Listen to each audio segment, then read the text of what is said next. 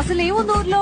కన్నులకే తీయదనం రుచి చూపే చిత్రాలే సవ్వడితో సంగీతం పలికించే సెలయేళే పూల చెట్టుకి ఉందో భాష, అలల మెట్టుకి ఉందో భాష, అర్థమవ్వని వాళ్ళే లేరే అర్థం మాట్లాడే భాష.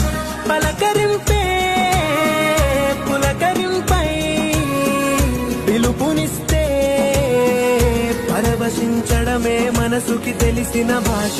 మమతలు పంచే ఊరు ఏమిటి దానికి